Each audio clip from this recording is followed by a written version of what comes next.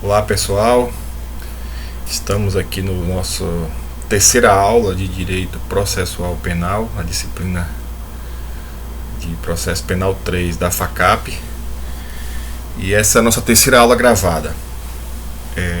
Na última aula que a gente falava sobre o procedimento comum ordinário, nessa terceira aula nós vamos concluir a análise do procedimento comum ordinário. O material que enviei para vocês, que se encontra inclusive no sistema da FACAP, para vocês acompanharem as aulas. Esse material inicialmente eu coloquei aula 1 e 2, porque eu imaginei concluir o assunto em 2 aulas gravadas, mas daí percebi que os vídeos poderiam ficar muito longos e ter dificuldade para poder postar para vocês. Então resolvi concluir em 3 aulas. Então essa aula nós vamos concluir o assunto, certo? Então continuem acompanhando. Como ainda não temos previsão de retorno das aulas presenciais, vocês também podem tirar dúvidas por meio de e-mail. Ainda quero marcar com a turma uma aula online para podermos verificar eventuais dúvidas, e também eu converso com a representante da turma de como será a nossa avaliação caso as aulas não retornem já por esses dias, certo? Então, dando continuidade ao nosso assunto, já que nós estamos falando sobre procedimento comum ordinário, na aula passada nós falamos sobre audiência de instrução e julgamento, sobre toda a dinâmica, o regramento da audiência de instrução e julgamento. Falamos sobre o pedido final de diligência e também sobre a possibilidade de ocorrer o fenômeno chamado mutatio libelli, previsto no artigo 384 do Código de Processo Penal. Então, mostrando para vocês o assunto, que seguindo aqui o conteúdo que passei para vocês, nós temos os seguintes tópicos. Então, o material, inicialmente eu coloquei aqui aulas 1 e 2. Então, esse material vai se referir então a aulas 1, 2 e 3, certo? Então, nós falamos sobre a reação defensiva à peça acusatória, que é a resposta à acusação, as hipóteses de absolvição sumária. Falamos sobre a designação de audiência, a audiência de instrução e julgamento, a diligência, do artigo 402, sobre a mutatio libelli, e vamos concluir falar sobre alegações finais e sentença. Então, alegações finais no procedimento comum ordinário, então, caracteriza como o último ato postulatório na primeira fase, ou na primeira instância, vamos dizer assim, em se tratando do procedimento comum ordinário. Então é por meio das alegações finais que as partes vão fazer as suas alegações, ou seja, tanto o Ministério Público, o querelante, o assistente da acusação, caso haja assistente da acusação, e o defensor do acusado. Então é nesse momento que as partes vão trazer aí uma minuciosa análise do contexto probatório, sobre os fatos que foram apurados durante a instrução, e também trazer a sua argumentação jurídica. Aqui vão fazer a análise dos fatos e também fazer a sustentação do direito aplicável aos fatos. Então, nas alegações finais, as partes vão se valer de elementos doutrinários, jurisprudenciais e do contexto probatório para trazer aí elementos de convicção para o Estado juiz. Então, inicialmente, a acusação se manifesta, havendo o assistente da acusação. Após a acusação se manifesta o assistente da acusação e depois se manifesta a defesa, nessa ordem, certo? Então, como funciona a questão? Como regra geral, serão apresentadas as alegações finais. O Código de Processo Penal, com a reforma de 2008, passou a privilegiar o princípio da oralidade, visando imprimir celeridade ao procedimento. Então, regra geral, conforme estabelece o artigo 403 do Código de Processo Penal, as alegações finais devem ser apresentadas oralmente, ou seja, realizada a instrução probatória com declarações da vítima, oitiva das testemunhas de acusação, de defesa, eventual esclarecimento de peritos, eventual acareação, reconhecimento de pessoas ou de coisas, realizando o interrogatório do acusado, aí nós procedemos com as alegações finais que, regra geral, devem ser apresentadas nessa mesma audiência, nesse mesmo momento após o interrogatório do acusado. As partes devem se manifestar oralmente. Então, realizando oralmente, qual tempo é dedicado segundo o Código de Processo Penal para cada parte?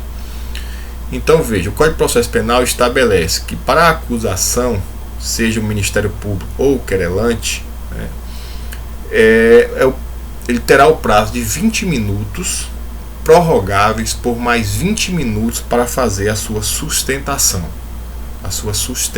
oral. Então, pode até consultar apontamentos, tal, mas não é a manifestação tem que ser de fato oral. E, havendo assistente da acusação, esse falará depois do Ministério Público ou do querelante pelo prazo de 10 minutos. Tá?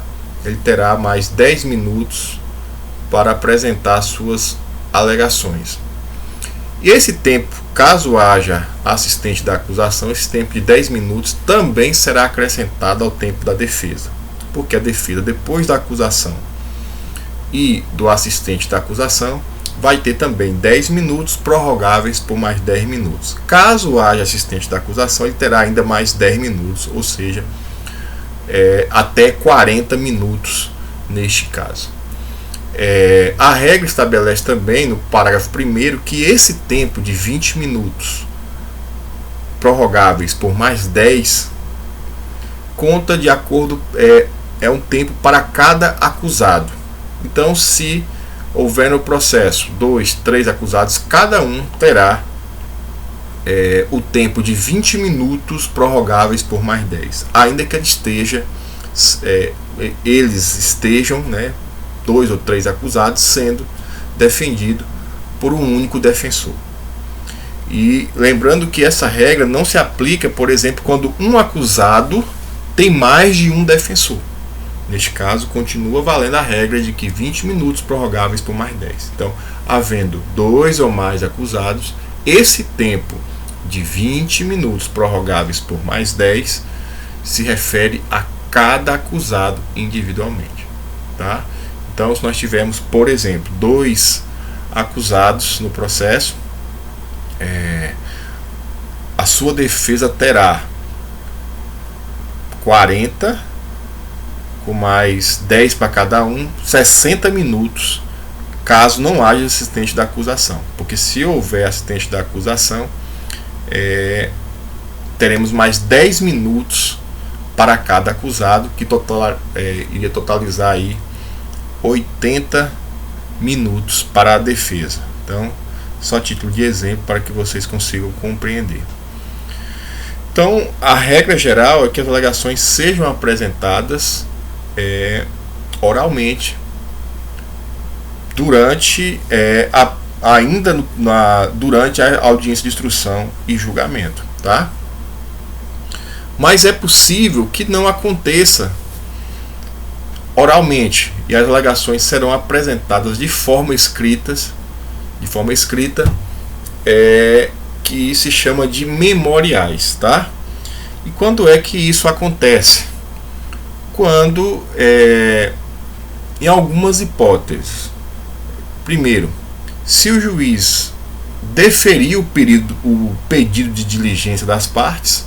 Eu disse para vocês que, findada a instrução, as partes podem requerer diligências, e se o juiz deferir essa diligência, as alegações serão apresentadas por meio de memoriais escritos, tá? Essa é a primeira hipótese.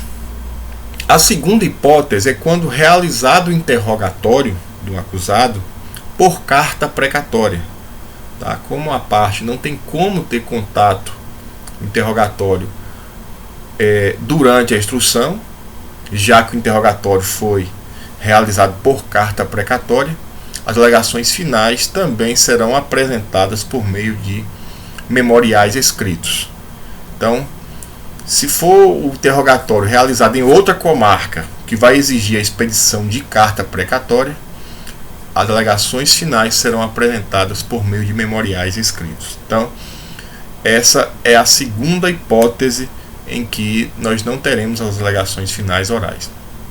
A terceira hipótese, que é prevista inclusive no Código de Processo Penal, no parágrafo 1º, estabelece o seguinte: havendo mais no parágrafo 1º não, deixa eu verificar aqui no Código de Processo Penal e já passo para vocês. O parágrafo 3º, na verdade, que eu vou mostrar para vocês aqui no Código de Processo Penal. O juiz poderá, considerada a complexidade do caso, certo? Veja só, ó a hipótese: complexidade do caso ou o número de acusados, conceder às partes o prazo de 5 dias sucessivamente para a apresentação de memoriais. O que significa? Olha, primeiro, toda vez que as alegações finais forem apresentadas por escrito, por meio de memoriais, tanto é que ele chama de memoriais, que são as alegações finais por escrito, o prazo será de 5 dias. Lembrando que a Defensoria Pública tem um prazo em dobro, no caso serão 10 dias. E ele fala sucessivamente. O que isso significa? Que primeiro a acusação e depois a defesa. Não serão simultaneamente. Não terão prazo comum, vamos dizer assim. É o prazo sucessivo. Primeiro a acusação e depois a defesa. Até porque a defesa precisa primeiro tomar conhecimento das alegações apresentadas pela acusação. Então, o prazo de 5 dias. E aqui, como eu disse para vocês, quais são as hipóteses? O juiz verificando que o caso é complexo, que não dá para a parte ali naquele momento da audiência formular as suas alegações. Por exemplo, se verifica vários crimes em concurso, várias teses jurídicas possíveis. Então, o fato com um arcabouço muito grande de provas é um caso complexo. Então, o juiz concederá o prazo de 5 dias para as alegações finais por meio escrito. Ou ainda considerar o número de acusados. Imagine um processo com 10, 20 acusados, e o que tornaria as alegações finais também um momento muito complicado para a defesa fazer, e também a acusação em sede oral de audiência. Então vejam, quais são as hipóteses que autorizam as alegações finais por escrito, na forma de memoriais, no prazo de 5 dias. Primeira delas, o juiz deferiu a diligência após a instrução. A gente já falou aqui sobre a diligência. Segunda hipótese, interrogatório realizado fora do juízo por meio de carta precatória. E a terceira hipótese, que comportam duas hipóteses, na verdade, então posso chamar de quarta e quinta, quando o juiz verificar a complexidade do caso ou o número de acusados, Tanto é que ele coloca aqui ou e não e. Então são as duas hipóteses que autorizam, certo? Então, nestes casos, as alegações finais serão apresentadas por meio escrito. Então, vejam que a regra geral é que as alegações finais sejam apresentadas oralmente, mas podem ser apresentadas de forma escrita nessas hipóteses que eu elenquei para vocês, tá? Então, lembre-se do prazo, do tempo que eu falei para vocês também, principalmente considerando quando se tem mais de um acusado para apresentar as alegações finais, ok? Existe também uma controvérsia a respeito de quando se tem mais de um acusado. O Código de Processo Penal fala o tempo será contado para cada um. Logo, como eu disse para vocês, tendo 2 acusados, 3 acusados, cada um terá o tempo de 20 minutos, prorrogável por mais 10.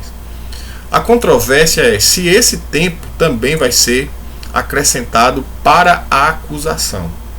O Código de Processo Penal silencia a respeito disso, mas tem entendimento doutrinário no sentido de que deve ser também concedido ao órgão de acusação o tempo correspondente ao tempo da defesa, preservando assim tanto a paridade de armas como o contraditório. Então vejam que não tem previsão desse acréscimo de tempo se tratando da acusação, tão somente para a defesa no Código de Processo Penal, mas tem entendimento doutrinário no sentido de que se deve dar o mesmo tempo para a acusação como forma de manter a paridade de armas, ok? Certo. Agora um assunto que eu quero tratar com vocês e que está aqui no nosso tópico do material é a respeito da consequência, quais são as consequências da não apresentação das alegações finais, tá? Vejam bem, prevalece o entendimento de que as alegações finais, regra geral, elas são obrigatórias, tá? Logo, pode acarretar nulidade absoluta, mas vamos ver com mais detalhes de acordo com a natureza da ação penal, certo? Se eu tenho uma ação penal pública, logo o titular da ação é o Ministério Público.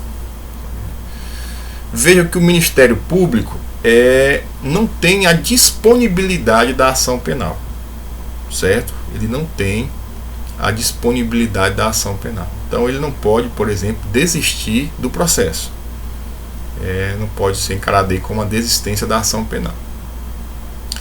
Então, se o membro do Ministério Público deixa de apresentar alegações finais, lembrando que o membro do Ministério Público pode pedir absolvição. Isso é absolutamente compatível com os princípios que regem o Ministério Público e também que regem a ação penal.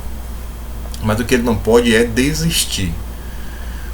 Por causa disso, o entendimento que prevalece é que, não havendo apresentação das alegações finais por parte do Ministério Público, em se tratando de ação penal pública incondicionada ou condicionada, o juiz deveria aplicar subsidiariamente o artigo 28 do Código de Processo Penal. O artigo 28 é o que fala da remessa dos autos ao Procurador-Geral de Justiça. E o Procurador-Geral de Justiça poderia, ele próprio, ofertar as alegações finais ou designar um outro membro do Ministério Público para assim fazê-lo. Então, o entendimento que prevalece é esse a respeito em se tratando da ação penal pública. Na prática, muitas vezes os juízes têm sentenciado, muito embora eu acho isso incorreto, sem as alegações finais do Ministério Público, por considerar que isso viola o sistema acusatório. O Ministério Público tem que participar desse ato postulatório, já que ele é o titular da ação penal pública. Logo, entendo que poderia causar nulidade absoluta a ausência de alegações finais por parte do Ministério Público, certo? Em se tratando do assistente da acusação, como não é obrigatória a sua participação no processo, a ausência das alegações finais por parte do assistente da acusação também não vai acarretar nenhuma nulidade, nem absoluta e nem relativa, pois sua atuação é acessória, certo? Agora, em se tratando de ação penal privada, eu preciso dividi-la. Em se tratando da ação penal privada subsidiária da pública, aquela hipótese em que a inércia do Ministério Público e aí o ofendido pode ajuizar uma queixa-crime, como ela é subsidiária à sua atuação, por acaso o querelante deixar de apresentar as alegações finais, o Ministério Público retomará a ação como parte principal e daí terá que oferecer as alegações finais, certo? E aí vale o mesmo entendimento acerca do Ministério Público. Então, se tratando de ação penal privada subsidiária da pública, esse é o regramento. Agora, em se tratando de ação penal privada, exclusivamente privada ou personalíssima, em que o titular de fato é o ofendido, né, que ele figura como querelante, neste caso, a ausência de alegações finais significa dizer que ele não postulou pedido de condenação do acusado, o que acarreta em extinção da punibilidade em face da perempção, conforme previsto no artigo 60, inciso 3 do Código de Processo Penal. Então, se tratando de ação penal privada, exclusivamente privada ou privada personalíssima, são espécies de ação penal em que o titular real, principal, é de fato o ofendido. Então, ele figura não como atuação subsidiária, como acontece na subsidiária da pública, e sim como o figurante principal na ação penal privada. Nestes casos, caso o querelante deixe de apresentar alegações finais, vai acontecer, vai acarretar aí na extinção da punibilidade, conforme artigo 60, inciso 3 do Código de Processo Penal, que fala da perempção. Então, é bom que vocês façam essa diferenciação, consigam compreender essa diferenciação entre a espécie de ação penal e as consequências da não apresentação das alegações finais, certo? Em se tratando da defesa, nós falamos aqui das hipóteses das alegações finais pela acusação. Em se tratando da defesa, existe uma obrigatoriedade, e aqui não comporta exceções, da apresentação de alegações finais.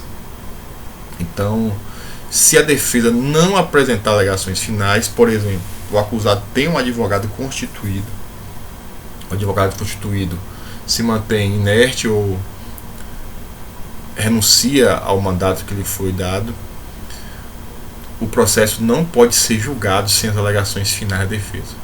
Neste caso, o acusado deveria ser novamente intimado para constituir um novo advogado num determinado prazo. Não o fazendo, o processo deve ser remetido para a Defensoria Pública, que deverá atuar em face da hipótese de hipossuficiência jurídica da parte.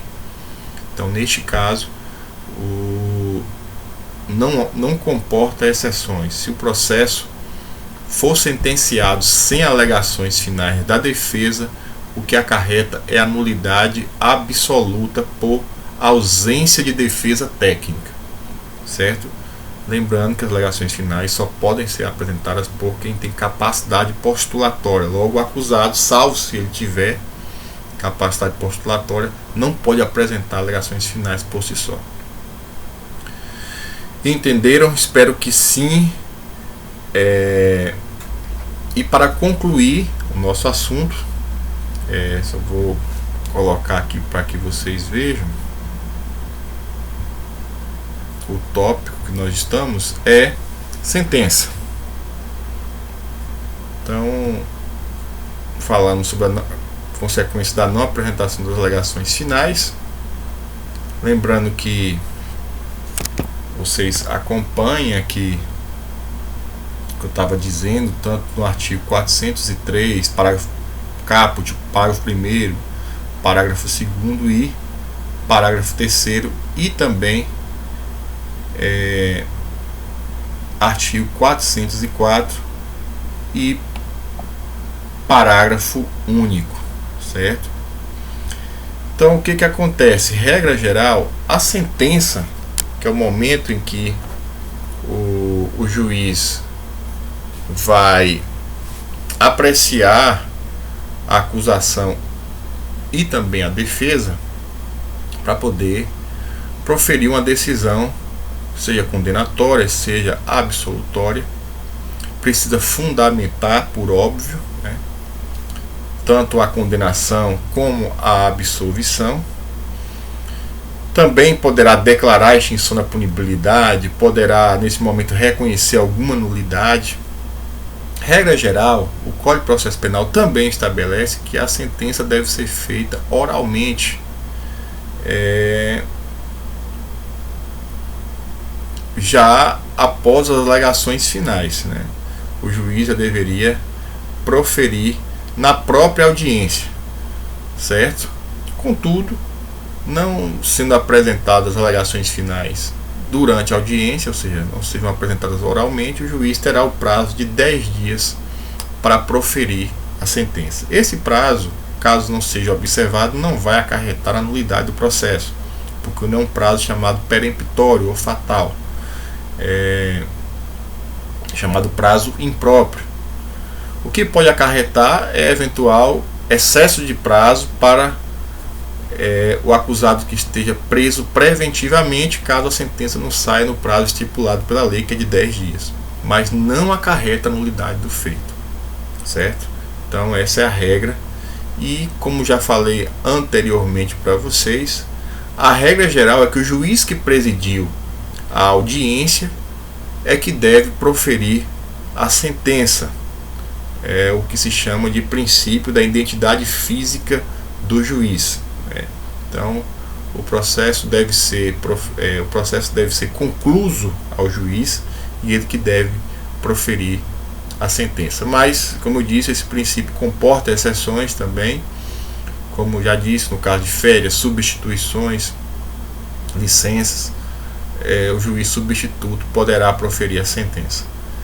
Então, não realizando a sentença na audiência una de instrução e julgamento, o juiz terá o prazo de até 10 dias, deve fazer nessa decisão a análise minuciosa do que foi produzido a título de prova pela acusação e também pela defesa, e deve proferir a sua decisão devidamente fundamentada, ou seja, independentemente de qual tenha sido o posicionamento adotado, seja pela acusação, seja pela defesa, ele deve fundamentar as razões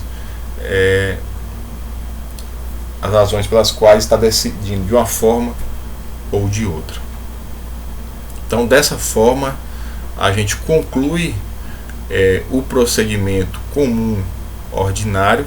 Tivemos início lá com o oferecimento da inicial acusatória e concluímos com o último ato, em se tratando do procedimento comum ordinário de primeiro grau, que é o ato de proferir a sentença. Vocês façam a leitura do material juntamente com a explicação das aulas, façam a leitura do Código de Processo Penal, busquem fontes diversas como doutrina e jurisprudência para também subsidiar o conhecimento de vocês. Qualquer dúvida, entre em contato comigo por meio do e-mail e depois vamos ver uma forma da gente conseguir se encontrar numa aula online ou pelo menos numa live, né, que eu consiga interagir um pouco com vocês. Então vou já fazer um novo material e já vou também encaminhar para vocês para nossas próximas aulas. Então, bons estudos e até a próxima.